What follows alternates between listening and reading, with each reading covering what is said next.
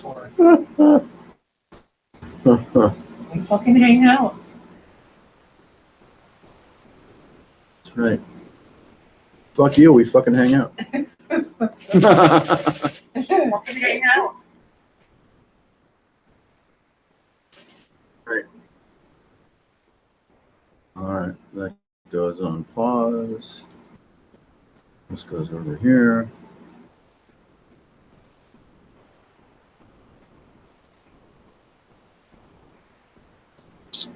Viewers and all that fucking shit.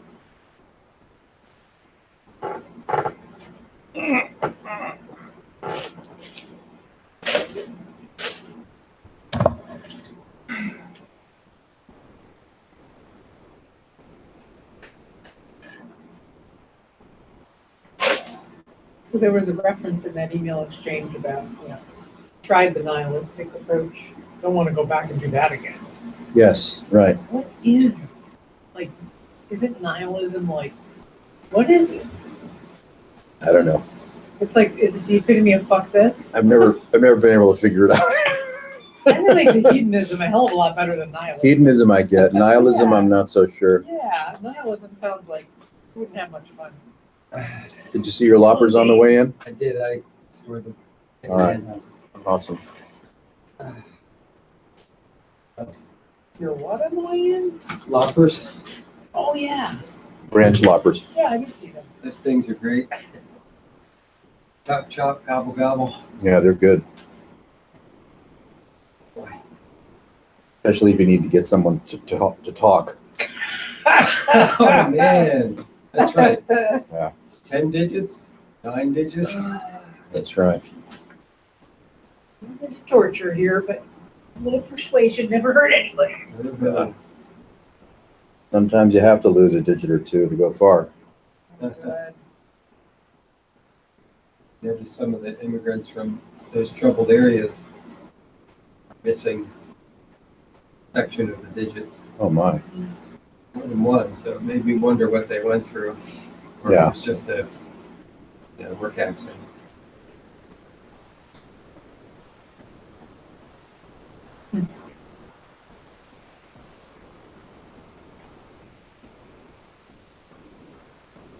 I liked what you said about it helps to have somebody that herds the cats somewhat. Well, where this goes, if everyone seeks attention as peers and isn't willing to lend their attention to the designated cat herder,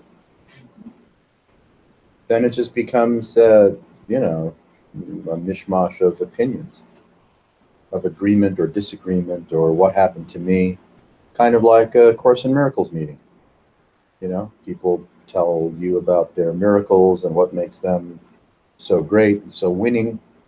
Others, may not be so successful in their spiritual surrender. So there's envy, competition. Yeah.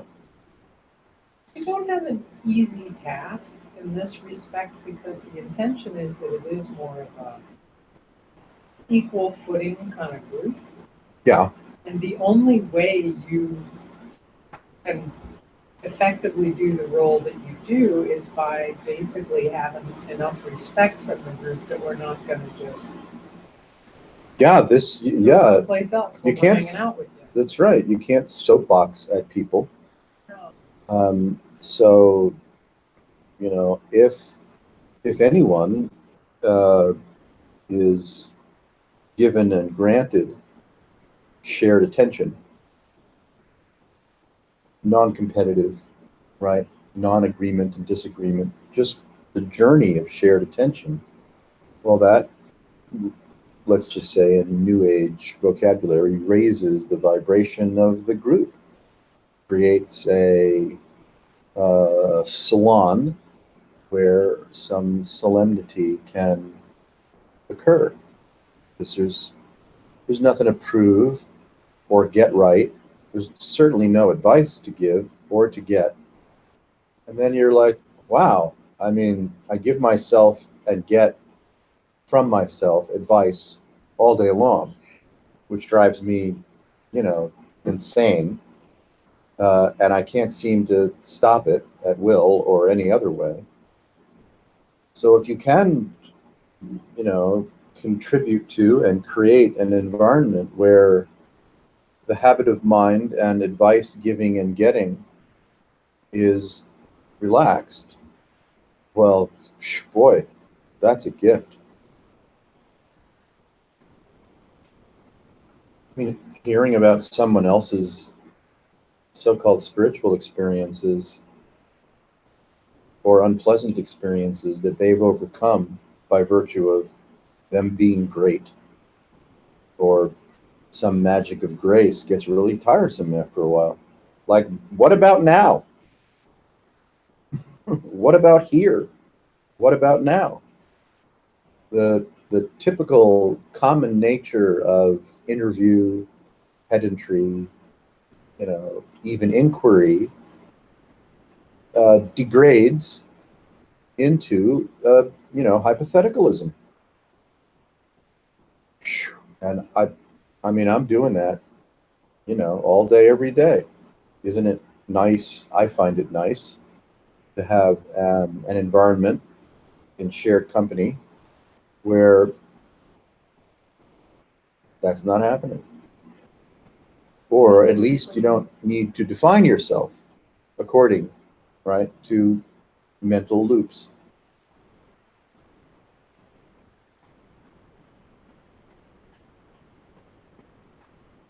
This isn't the life coach support group? Any life coach that had the cojones to hang out here would, might find something valuable, but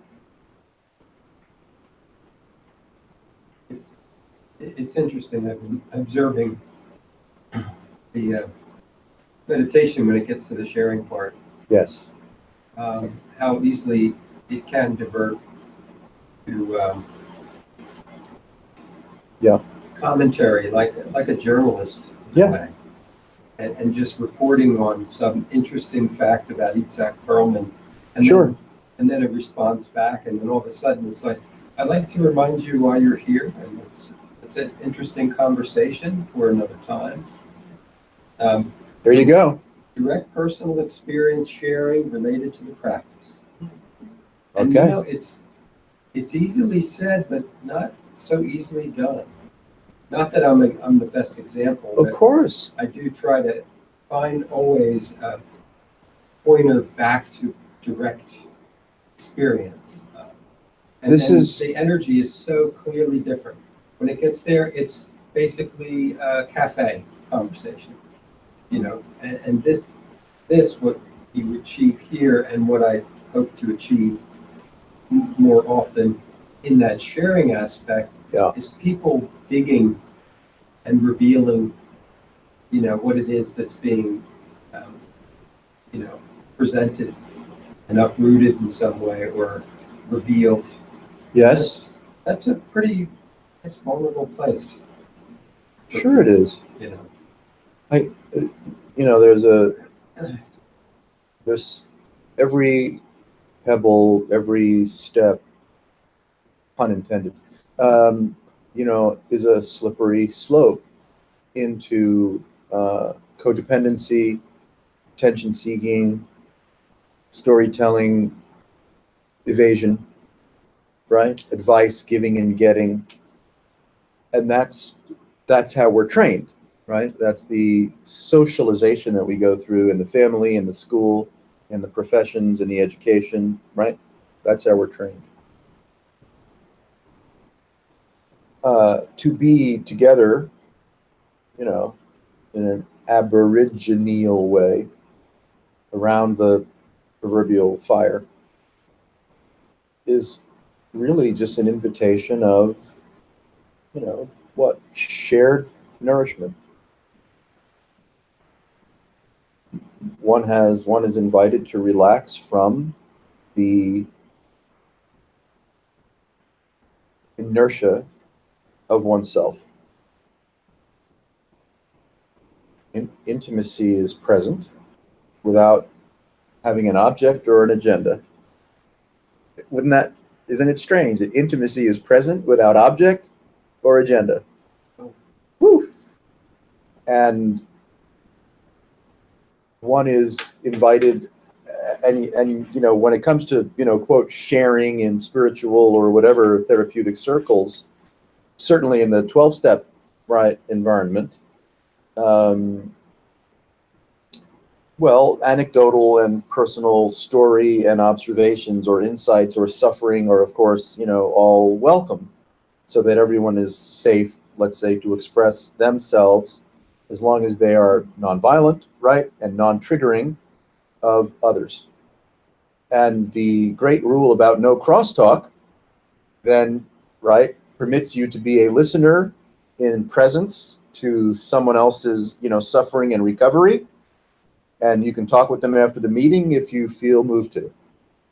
But it doesn't become, you know, an advice-giving thing. Now, in this environment, you could say, take it a step further, if I can be so, you know, presumptuous, a step further,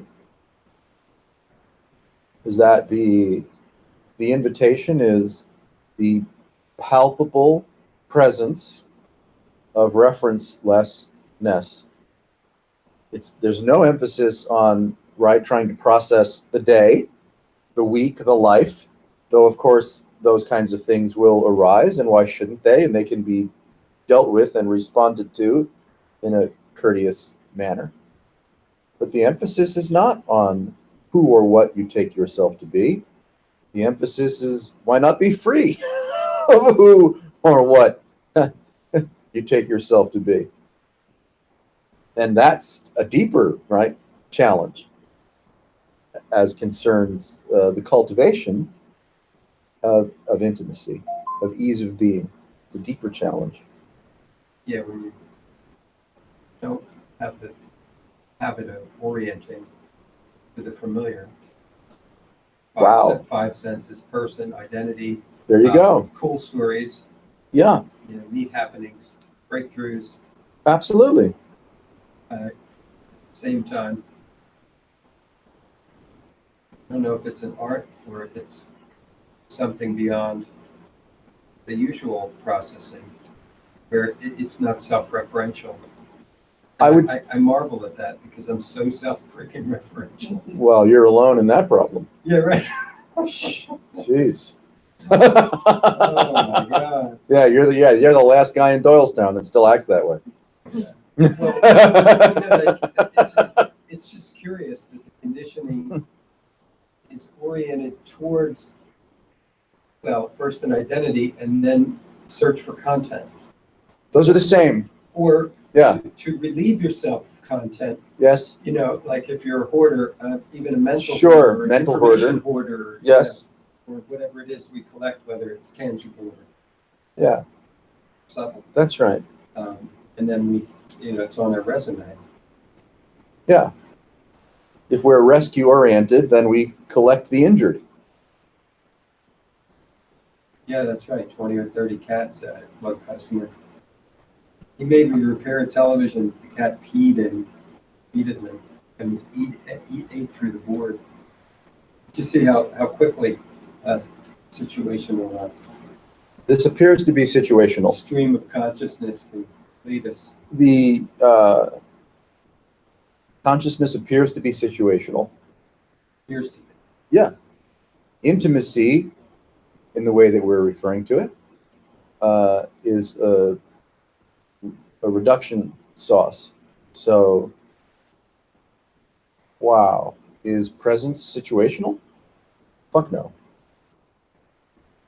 To be relieved of the habit, the inertia of situational living, of situational orientation, is a miracle.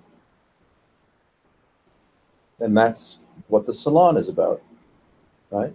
To discover, to cultivate, to share, release from the myth of situational consciousness.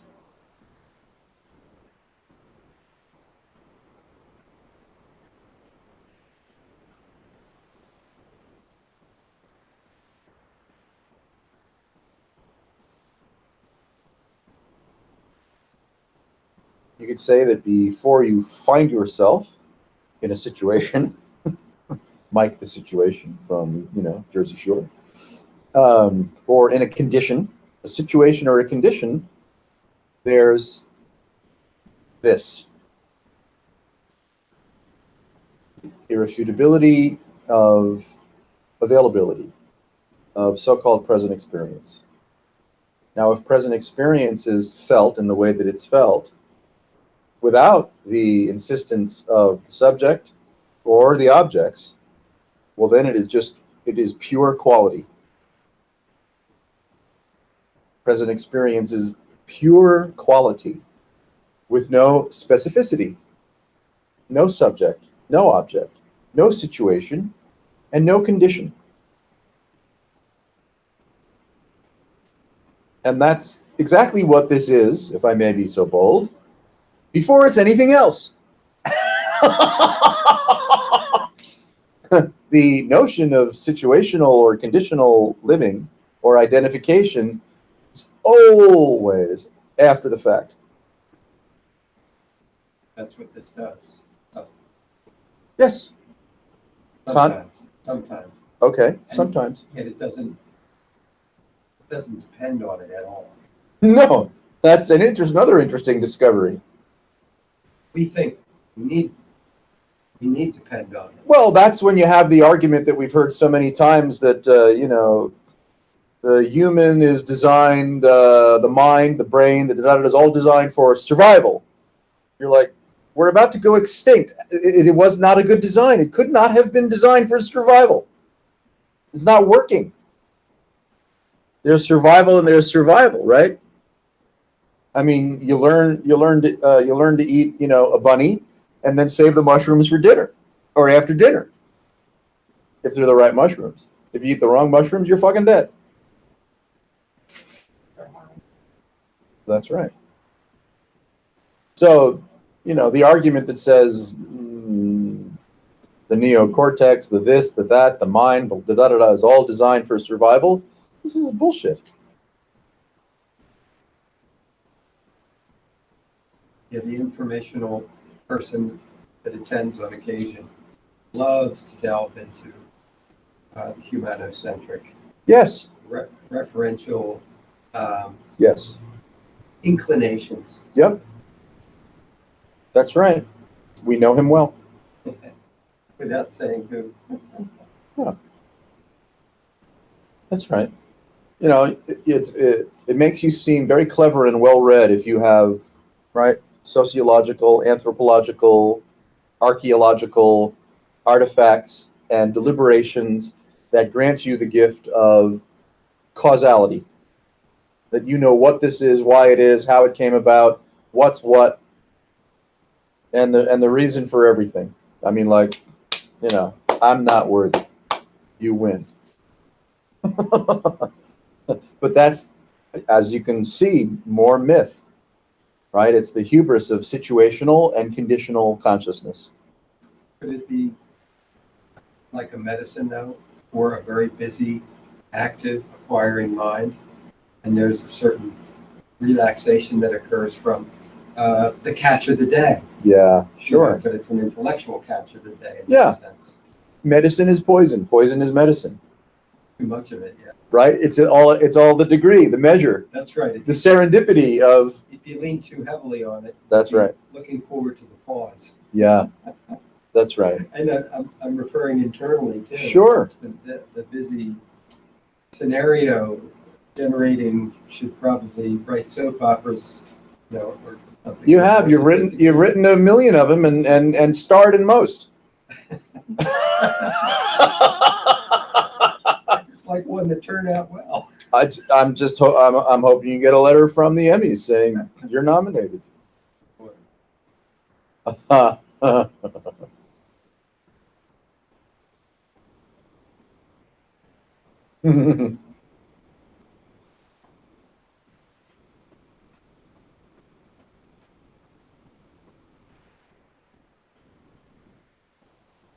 What is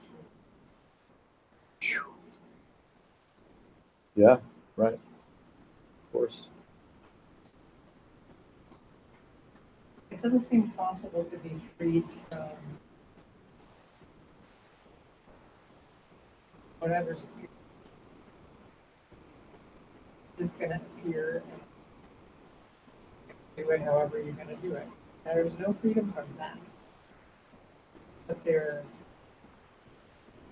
seems to be a huge quantity of freedom available if you just,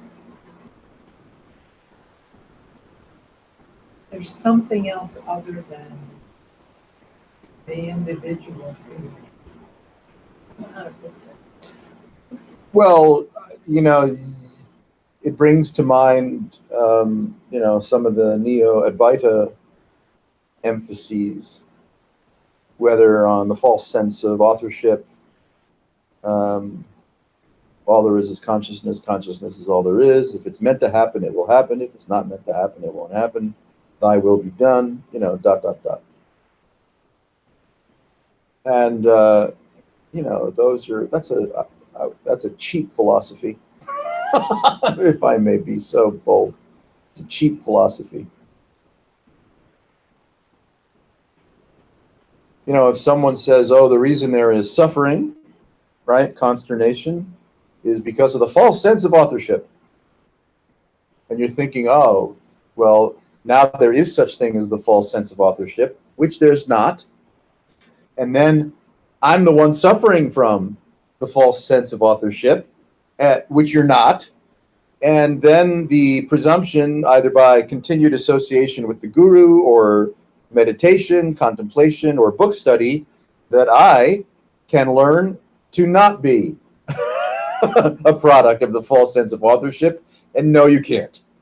So none of it is true, but the terminology, whether it's Neo-Advaitism or, you know, more older, call it, you know, Advaita with a pedigree, with, what is it called, a provenance, right? A painting has to be legitimized, that it's called, right? Providence, I believe. So no matter whether it's Neo-Advaita or ancient Advaita, once it's, right, rendered in words, phrases, cosmology, it's an object. It becomes an object. And then you become, right, a contrary object to the object of your consciousness. So now there is 5 of you.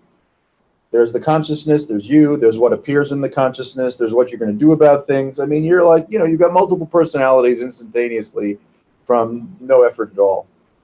And now you're in time again, right? You're in time and anticipation. But even on a large scale, cosmology refers to cosmos. Even you're buying into a location. Yes.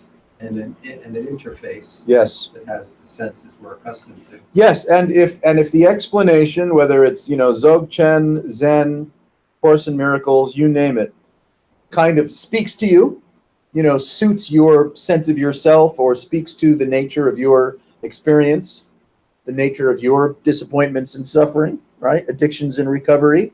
Well, then you're like, aha, I found what speaks to me. So, you know, you wear that t-shirt for a while, and fortunately, hopefully sooner than later, the enthusiasm that you found toward this teacher, towards the teaching, will grow stale and rancid as soon as possible, so that you can see that, yeah, no, that wasn't true. Otherwise, we become imprisoned by our own urgency, right, to, let's say, suffer less. That's a tricky one. We become imprisoned by our own urgency to suffer less. Oh, then you're writing checks, right? If you got them, you're writing checks. Or you're, you know, showing up at New Age fairs and selling, you know, whatever you're selling. Drums, jewels, rattles, and readings. Sounds like it should be a title of a poem. Yeah, exactly. Followed by, don't read this if you're easily upset. Yeah. We tend to, whatever consciousness is, and thankfully I don't know, we tend to parse what appears in and as consciousness, we parse it. So there are things about myself that I consent to, that I don't consent to, that define me, that don't define me. I'm always like, like a computer system, or it's on or off, on or off, on or off, on or off. And the complexity of a huge strings of on or off creates the mirage that you have an idea about anything. On or off, on or off, on or off. And that is how you could say we so-called spend our time on Earth. Holy shit. Well, I got one fellow determined to assert a capacity to choose Yes. by venturing in an inquiry type way, saying, now there's something must have happened before that choice. Can you really own that? Yeah. Can you really say that's yours? Yes. Or is this like something Doing itself. that's just so dynamic? Yeah, And right. for you to claim that Right. is quite Pure talking about arrogance. hubris. Yeah. I agree. And he paused You got him. for at least a brief moment. Right. Tom James, Oh, Oh, well. boy. because he's a very language, the world created by, and then the person asserting Yeah. language in the field That's right. that you can evoke desirable. He knows exactly what this is, and he's studied it well. Yeah, like in a way, the secret nonsense. I say nonsense because I started reading a little bit, and it doesn't even have a spiritual draw. It's just material. It's perfect for the material world. Yeah. It's secular. Get more. Well, it goes, Forget what you want. thankfully, it funnels back into what is freedom. Oh, if you're caught up in that. Everything, if you're paying attention, if that's your, predilection to pay attention, will funnel into that. What is freedom? Let's say I grow my hair back. Or whatever it is Get a tattoo. I think I want. That's going to take some serious power of attraction. Well, I've been really working it. Yeah, I keep putting it out to the universe, and the universe is like, just a fat bald guy. Stop supplicating me. That's freedom. Yeah, I'm just a fat bald guy. Oh. That's freedom. Yeah. That's it. yeah, I drive around a lot. yeah, I do this, I do that. That's yeah. Generally, I have nowhere to go, and I'm not very nice.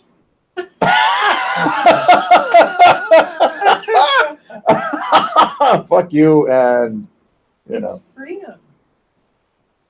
There's a Teflon nature to just not having to look into the story around what I should do, could do. Just doing. Happens. Done. it always has. It's free. Yeah. There's a freedom in the doing happening. Oh, sure. Yeah. If you need to say that much about it. It's not the kind of freedom that says, oh, if I just work it right, then I can get the doing to happen this way. No, that's not freedom. Completely different. No, that's bondage. conditional imprisonment. That's complete bondage. It's that the eye is not so asserting. Yeah. It's just a phenomenon. You're served a plate of food for this life, just fucking eat it. That's it. Eat the food you're served. Okay.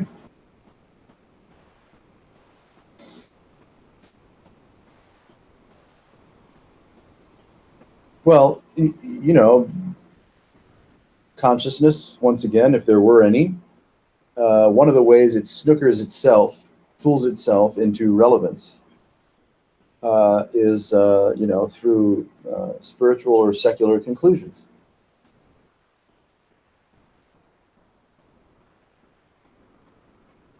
As if there are causal chains or relations between the imagination of one thing and the imagination of another.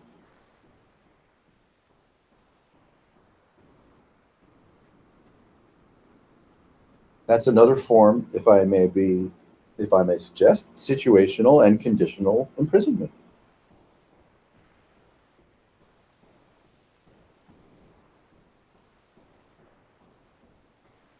Uncle. Yeah. Uncle. Tap out.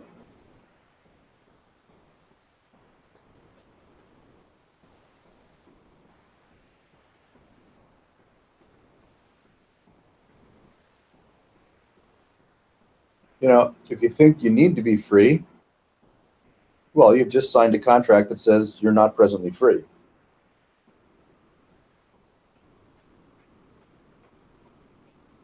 And even, geez, I mean, even, you know, not just the word free, but the anticipation, the attraction, the instinct of free is also another object. It's more like a noticing of how free it is. That could be very valuable. Yeah, right. Sure. I mean, that's, you know, if you're running a good salon, that would be the gift. How free is it? Pretty fucking free. Yeah. It's just great, you know, if the myth or the urgency of some kind of reference that requires your attention to do something about, if that relaxes, what is there to do about anything? Just get a kick out of watching it happen. Sure. And it just happens with a signature and a stamp that looks like what I think is me. Yeah. That's right. Then I crack up. Keeps happening. Yeah.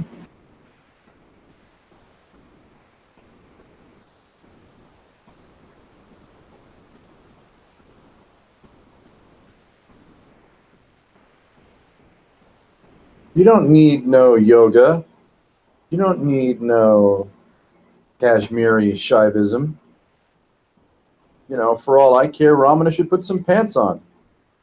Stop walking around in a fucking diaper. Put some pants on. You know, put on a Western shirt and a hat, some boots. We'll go out line dancing with the peacocks. We're so easily, you know, seduced by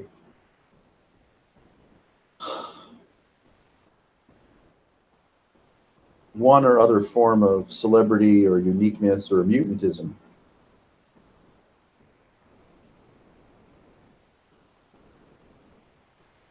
I mean, does this intimacy, does this presence, is it beholding to Dzogchen, to Advaita, to Kashmiri Shaivism, to the Course? Is this beholding to any of this shit? The Hindu shit, the Buddhist shit, the Judeo-Christian shit?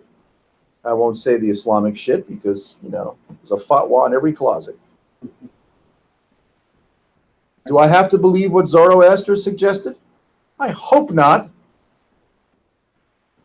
See it as like again, there's a large population that has a certain way of identity, and that identity is like the door, and it's locked, in a sense, from opening out beyond itself. And the key being whatever the individual is predisposed to being attracted to as the opener. Yes. If they dare cross the threshold. Yes. And lose the self that was creating all kinds of desires in various directions. To go through the door, the few things you described seem to be like a doorway more than another selfing process, but recognizing that, yes, oh, there's this population and this thing is sort of like that too. And damn, there's a door and there's a key, and dare you step through it. Well, that's the challenge. The challenge is here's present experience. Wouldn't it be relieving, if not profoundly relaxing, that we did not have to adopt cosmology, authority, history, the written word, the Bible of any kind, nothing. There's no intermediary between this and this. There just isn't any. So why do I need someone else's ideas or authority or war stories? To distract from. Yes, it's all diversion. It's all distraction. That you could be a purveyor of this, or that philosophy. Oh, fuck off. Yeah, it kind of detaches oneself from the immediacy, the fullness that's presenting itself. Like the third person at that Journey concert way back when. Yeah. Oh, this is freaking great. I Yeah, can't yeah. believe I'm here. Shut the hell up. Just be here. It's Yeah. happening Stop talking right and now. just Right here. go into bliss and leave us alone, would you? There's the lead guitarist. I mean, just shut up. Yeah. But it's like that. I Yes. can't believe it. I can't believe it. I can't believe it. Or, oh, why couldn't it have been me? You don't get it, or you do Yes. get it. There's still the activity that comments. The narrator. Yes. Or wants to slip Yeah. out by bringing up some mental and Yeah. picking up the cell phone. Oh, I better Google this. Wow. Holy shit, I'm getting close to it. I better Google it quick. Wow. One of the other ways, and there are so many, of course, no one's written a really good book on it yet, hopefully never, that consciousness fools itself into being other than itself is, right, acquisition strategy.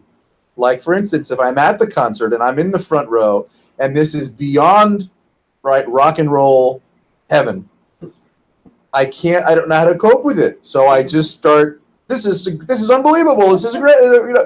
It's just acquisition strategy. You could say that it's a subtle form, just to be, weird about it. It's a subtle form of diversion again.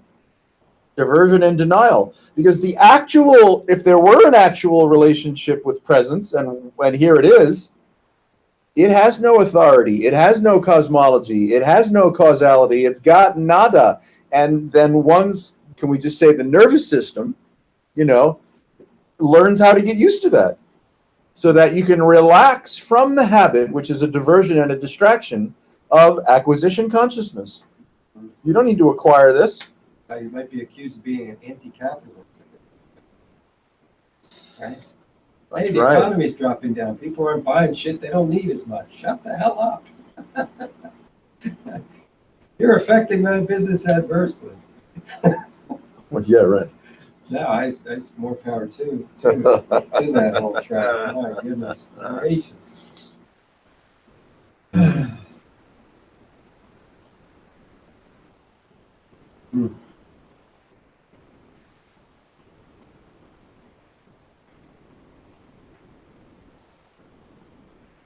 Presence, intimacy, reference-lessness, relaxation from causality and cosmology and solution is this. It's just this. It's euphoric.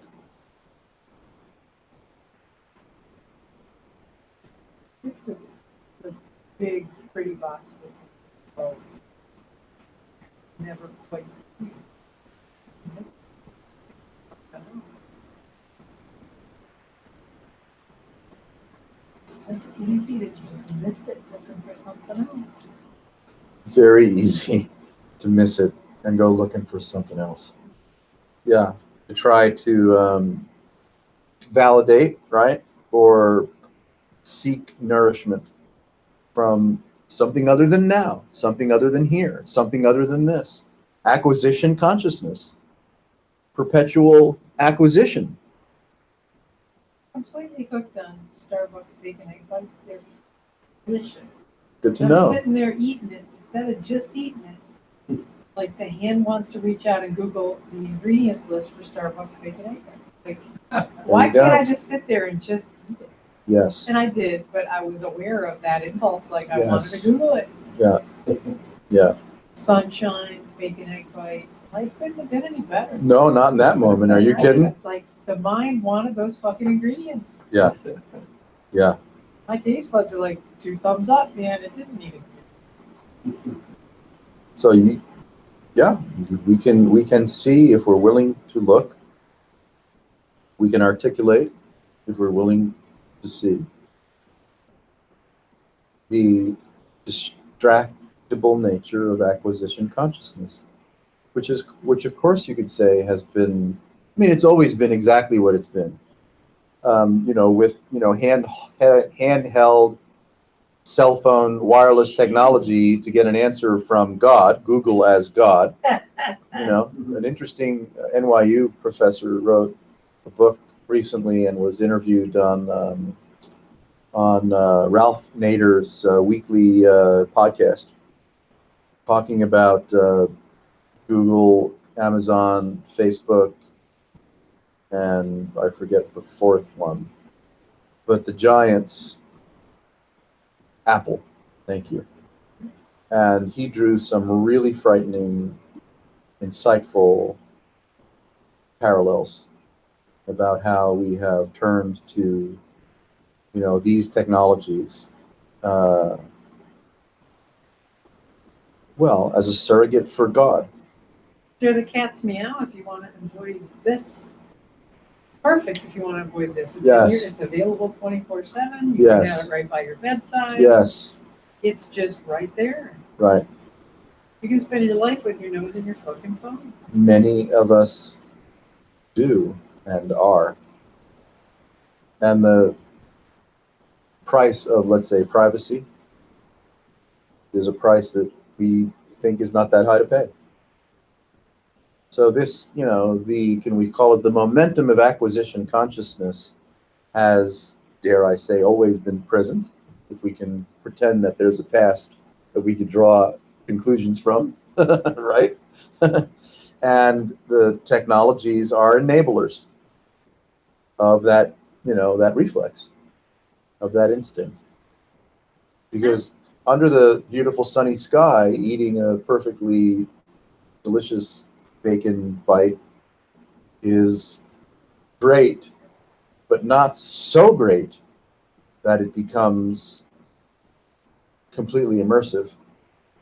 So I have to know more, I have to learn more, I have to package, I have to maybe figure out how I could make these at home if I could figure out what the ingredients were. Yeah.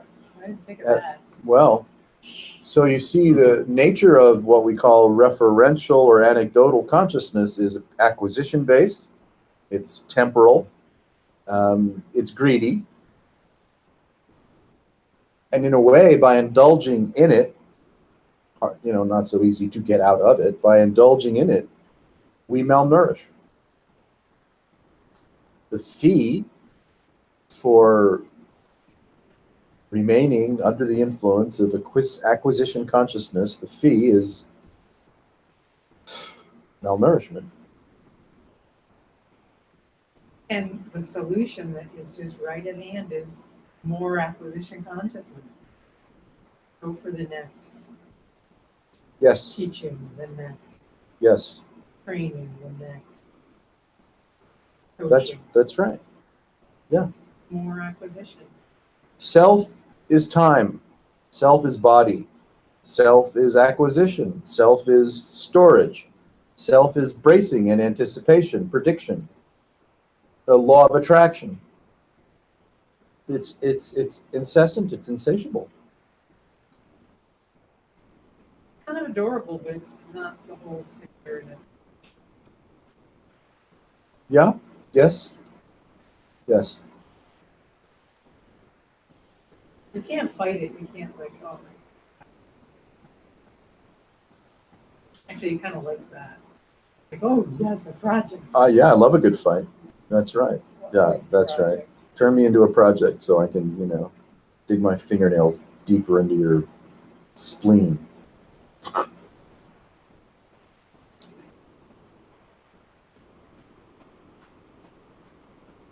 It kind of brings me back to that, the more and other thing. Uh-huh. You don't have to fight it. You don't have to do anything with it. Just what else is here? What's here that really is free? Yes, of course, there are many cogent and practical, let's say, strategies to recalibrate or reorient one's present attention.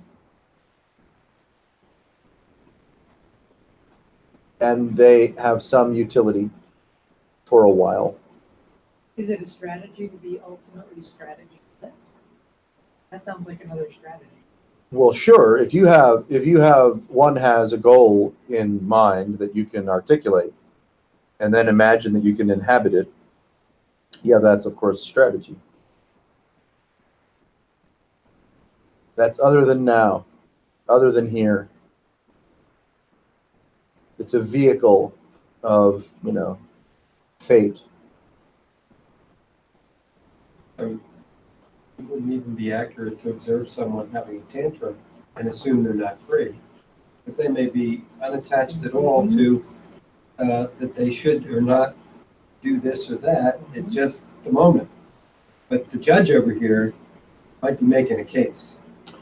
The judge Yes. myself, and reading it completely upside down and inside out, like, no, freedom or peace or ease from this endless driven identified nature looks like this, and it doesn't look like that. Mm-hmm. And that's bullshit. Yeah, if you or one has an idea about anything, you have an idea about something. And it might solicit or suggest, a form of preference, attraction, aversion, agreeability, disagreeability, what's happening, what's not happening, what you could do about it, instantaneously. All of this springs forth instantaneously.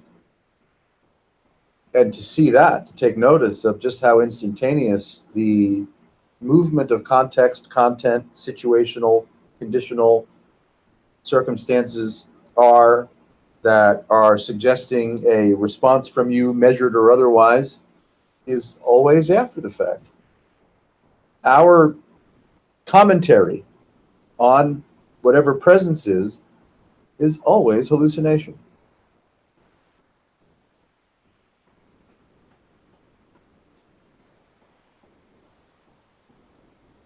And the movement of that hallucination and all the ways that hallucination is, let's say, attractive or just habitual, well, you could say that all of that contributes to the myth, the mirage, the frustration of a sense of self. The pertinent and continuous individual.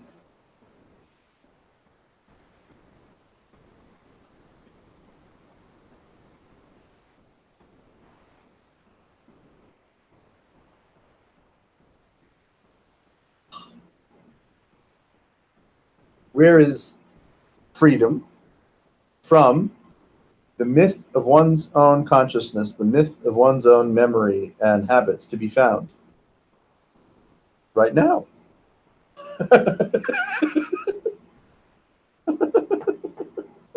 Oh yeah, you're right. Yeah, no, that was all made up.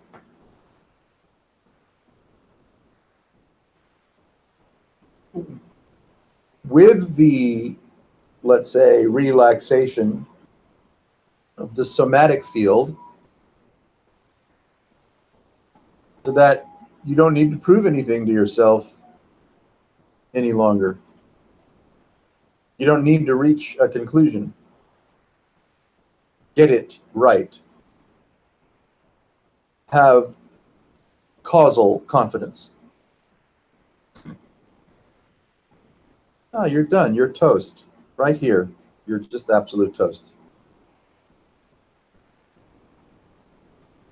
If you leave this alone, it will leave you alone.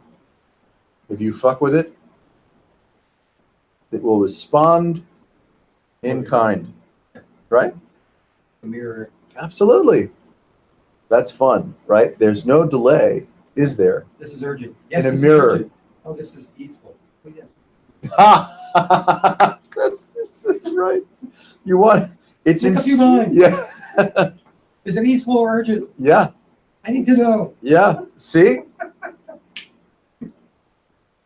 A mirror is non-dual in that there's no delay. You could argue the delay might be the speed of light, right? But the speed of light, the short distance that one looks in a mirror is not discernible. So there's fundamentally, no delay. The mirror is no delay. Whoa. Whereas what we refer to as consciousness or self is all delay. Made of delay.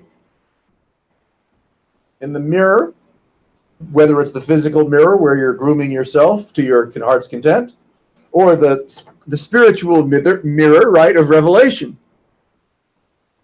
This present experience is the spiritual mirror of non-dual, no delay revelation. And if one's lucky, then the mirth of identity just comes crashing down.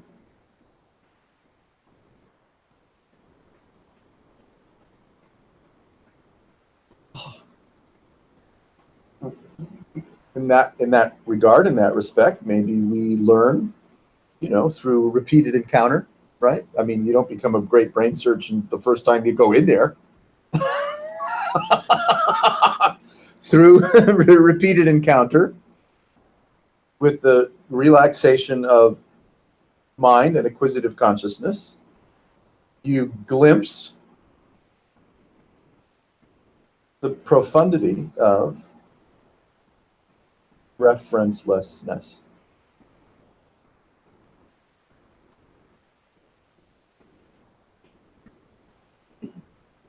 Then, if you're lucky, you give yourself permission from time to time to revel or rest or abide as in referencelessness. That's simple. You don't have to study Kashmiri Shaivism. That's the invitation.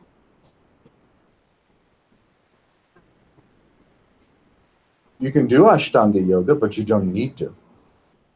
This is already unconditioned. It's never been conditioned. So it's not like you have a long ways to go from here to here.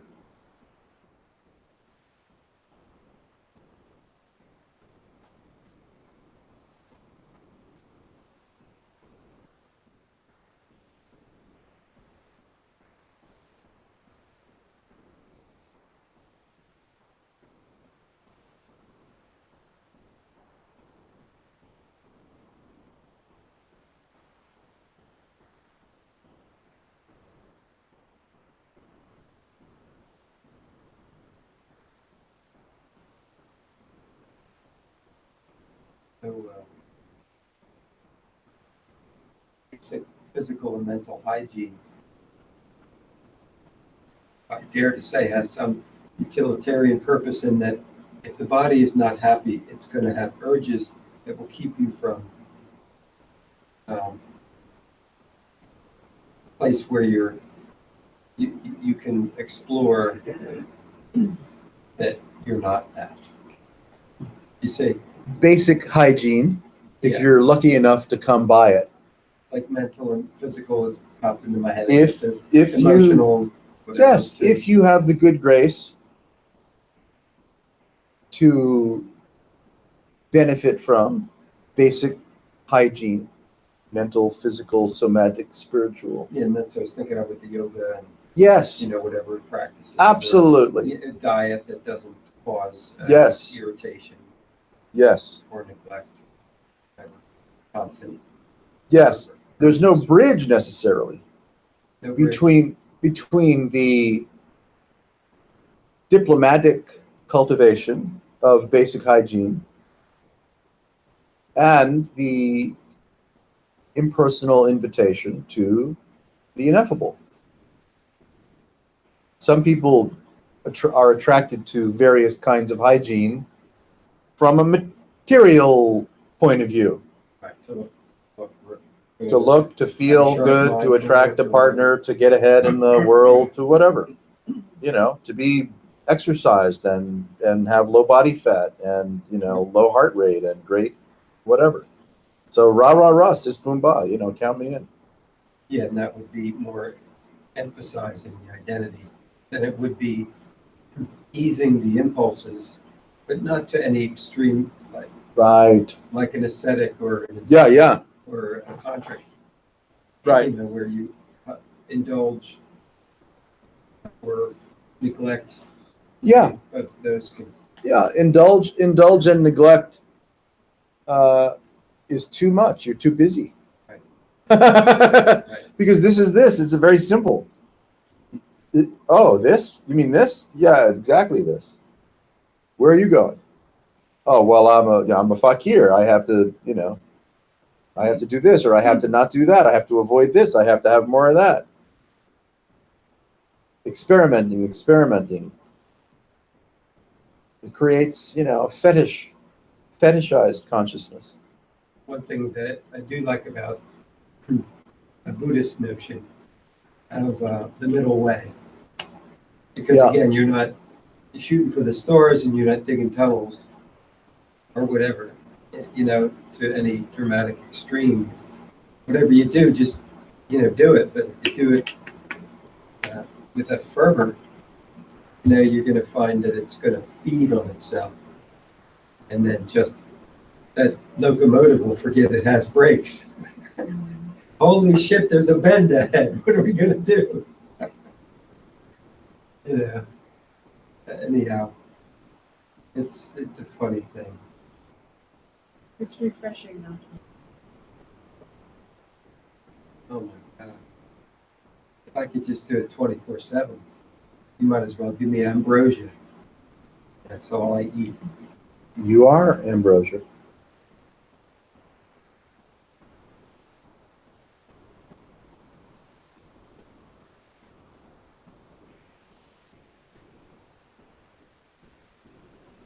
Yeah, right to the dreamy mind. Of a place better than this. That quickly. One step ahead of this.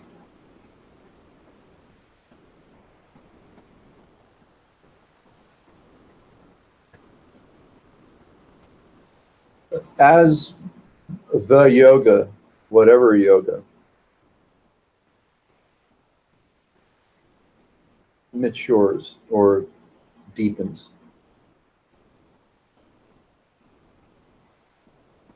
then the primacy of ambrosia rises in the attention field, palpably speaking, not imaginarily speaking. Presence, the textural presence of ambrosic bliss. Volume goes up in the attention field.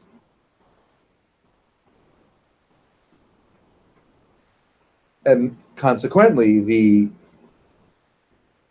habit of selfing, borrow Paul's phrase, or acquisition consciousness, the volume goes down. Take out your codependency volume control, and you just turn it way the fuck down.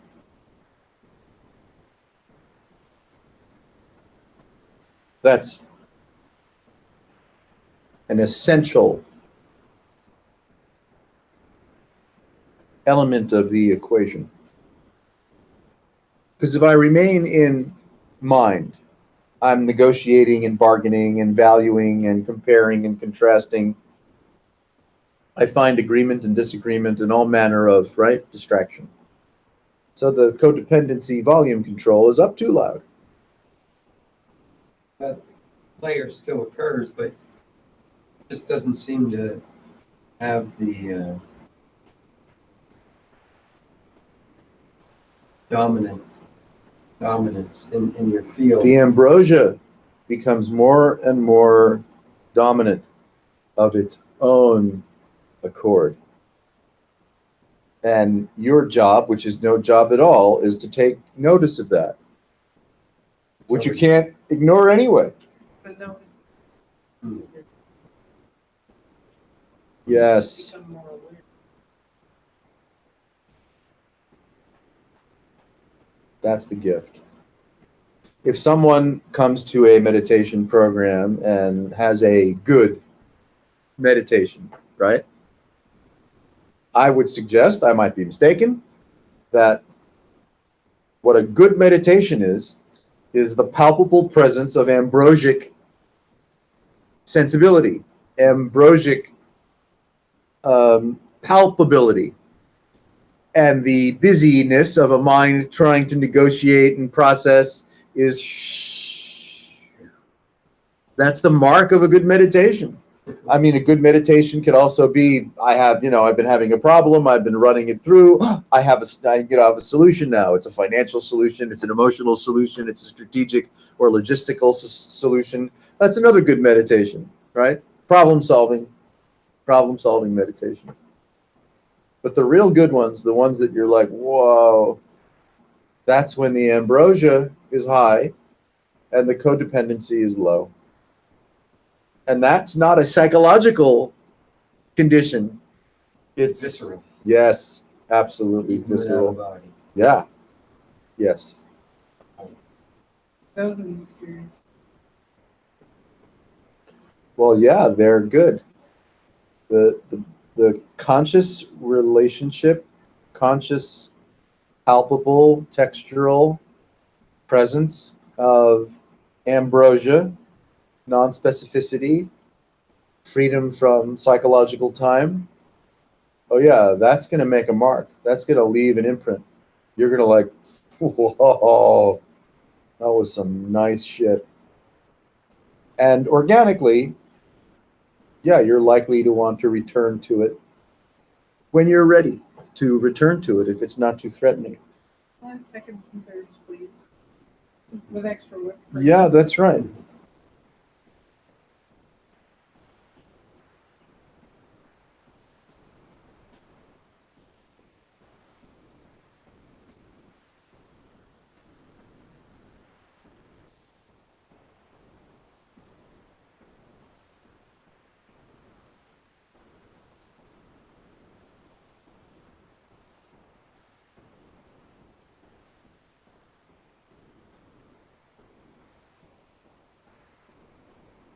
Someone like Ramana says, abide in the self with the uppercase S. He might as well be saying, man, the ambrosia is good tonight.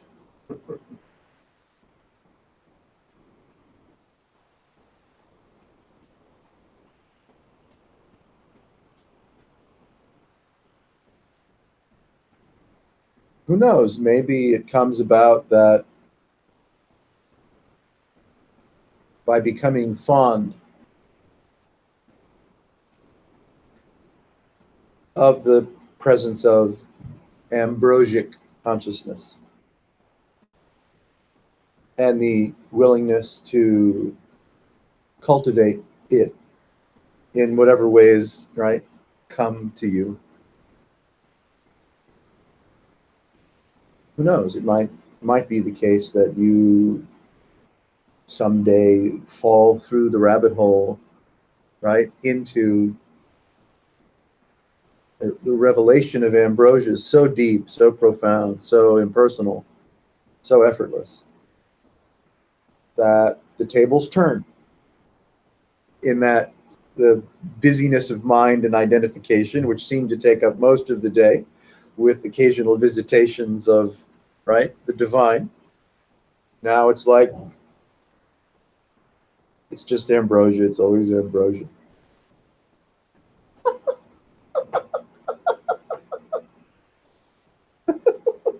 All right. That's the habit of looking can sometimes obscure it. Yes, sure. But it's only the habit of looking that obscures, not the fact that it's absent. Yes. It's the habit of what one sees, or is accustomed to seeing, or anticipates seeing. Yes. Or dreads seeing, whatever. Any qualification. Or bias. Of course. Charges that wagon.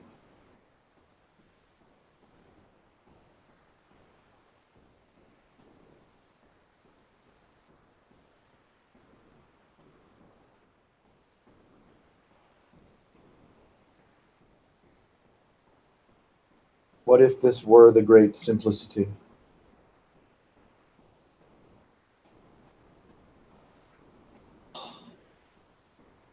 And all of the, the churning and yearning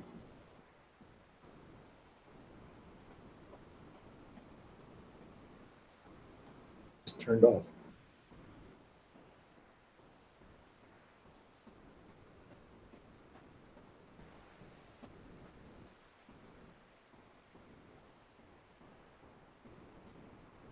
The distraction and the craving liquidate,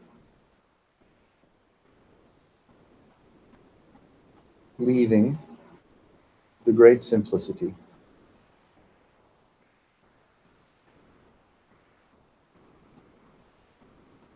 And it's so good, palpable, present, that the tendency towards acquisition, acquiring, claiming, putting away a little extra for a rainy day, gone. Here this is. Here you are. Done.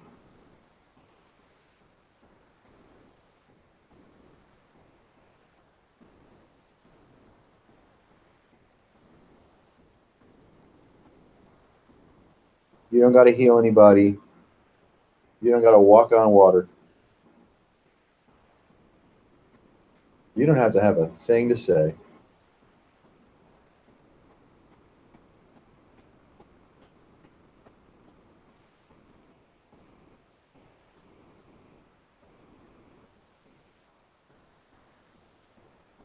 I mean, if someone, walks up to you and could use a loaf of bread and a fish, well, you can deliver a loaf of bread and a fish. Out of thin air. McDonald's fish sandwich. Sure.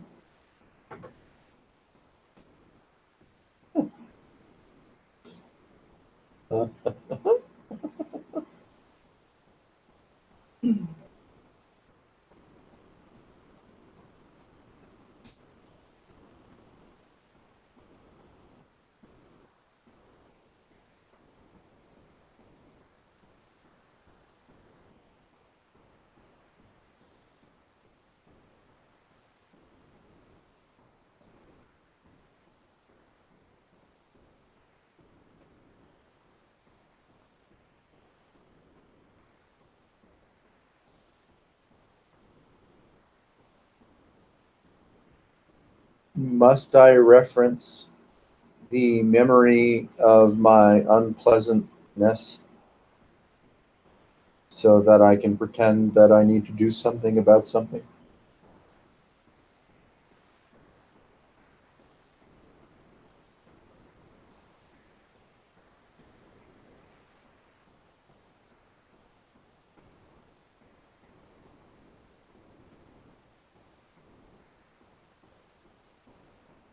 The fruits of basic hygiene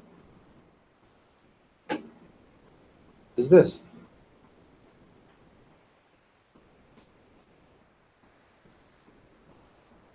And the, capacity, willingness, permission for this to be more than enough.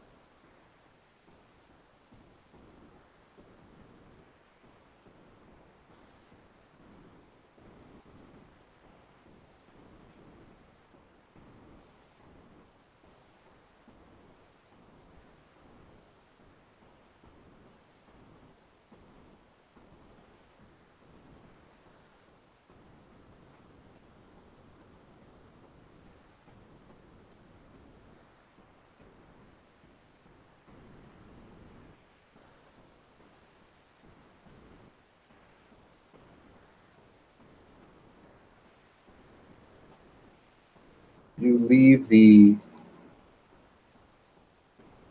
cookie cutter, the mold of human behind.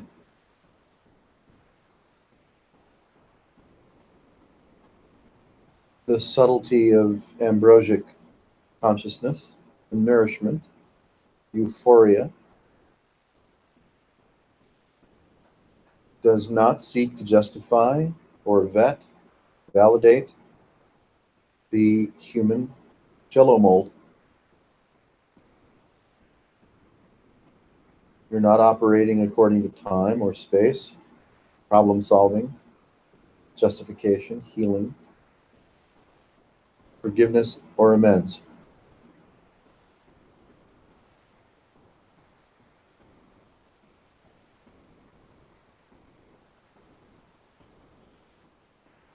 There's nothing other than this being non-specific. Nothing other than this non-specificity. And as there's a natural immersion and obliteration,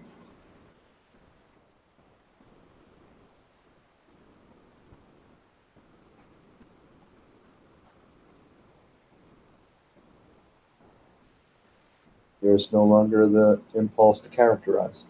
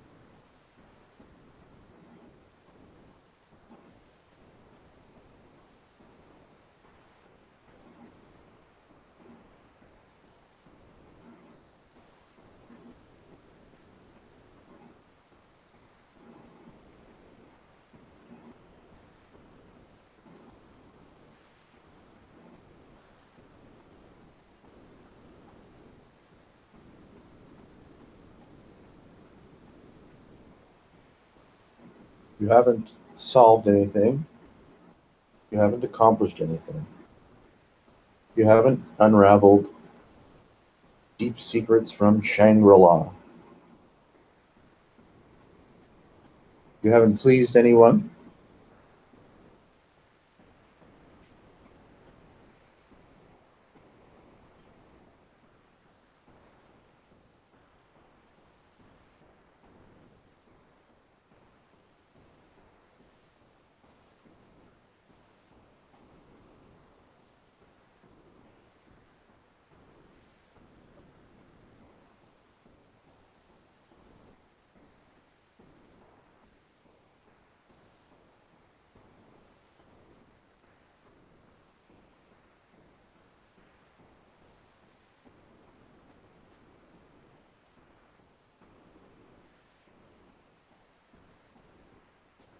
You sure don't need a reading.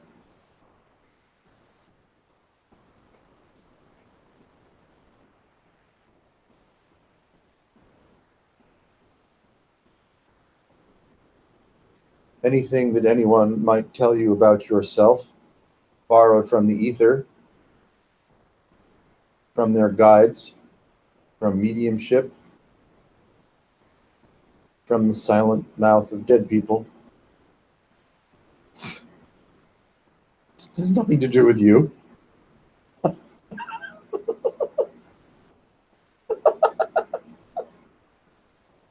It does seem to amplify the self. Of course it does. You are the immeasurability of Ambrosic euphoria. Presently. You need a message? You don't need a message.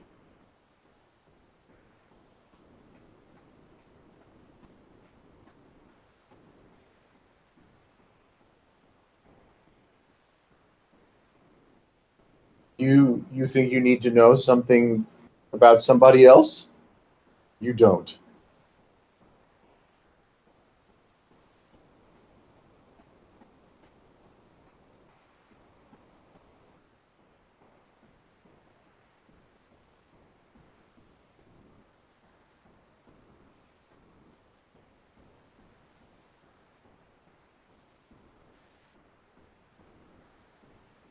With the liquidation of self-reference,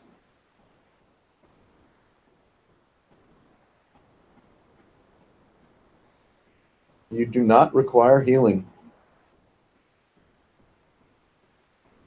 Again, at the level of hygiene, right?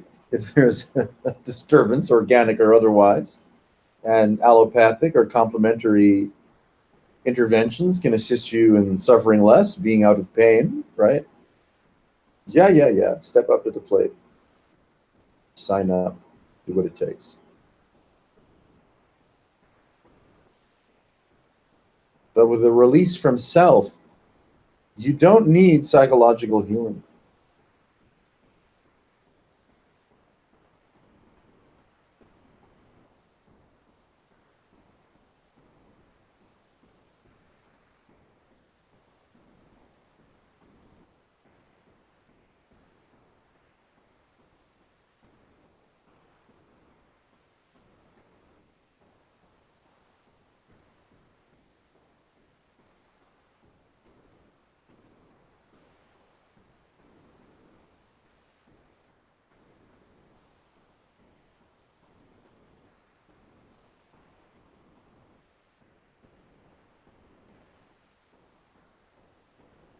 That's kind of relaxing to accept that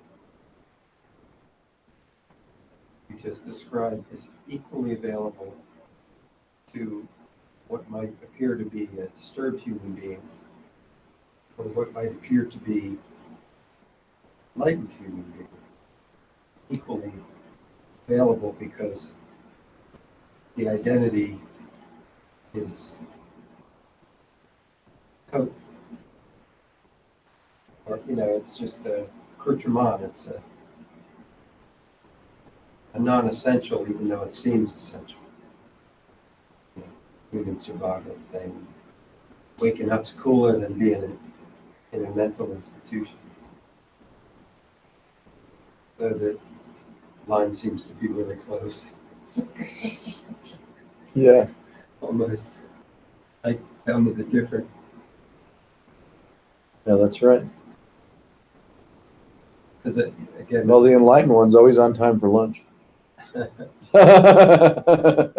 mean, if you really delve into or go through the door of non-referential, Yeah. this can be completely nonsensical. You think? If you really Yes. enter it, it's like, Yeah. what the hell is that? No, it is What's nonsensical. this What's this? This thing, gibberish thing. Yeah. Right. Without that reference, Yep. the playing field becomes level, Playful. equal. Yeah, playful. Yeah.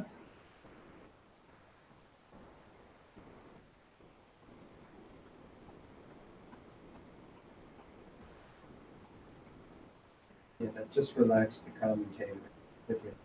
Ah. The one that's still scheming to Yes. relieve some degree of suffering or busyness or Yes. intense critical judgmentalness about this, that, or the other. That's right. The commentator is a schemer.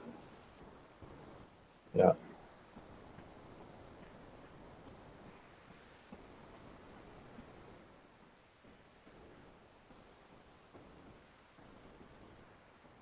You could say it's good emptiness when you don't have any impulse to Google emptiness. Something ironic about that. I know. Away. Yeah, It's empty. What is it? it's so good you don't have to Google it.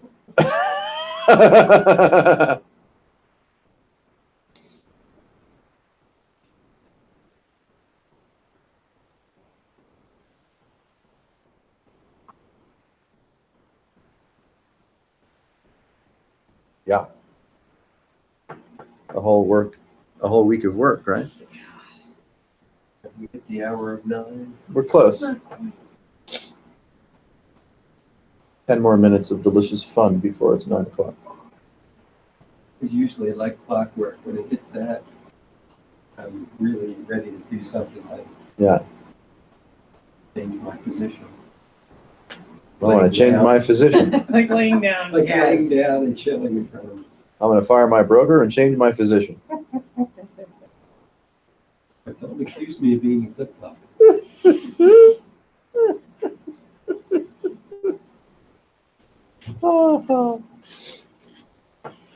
Well, thanks everyone for joining us this evening. Hope you had as much fun as we did. See you next time.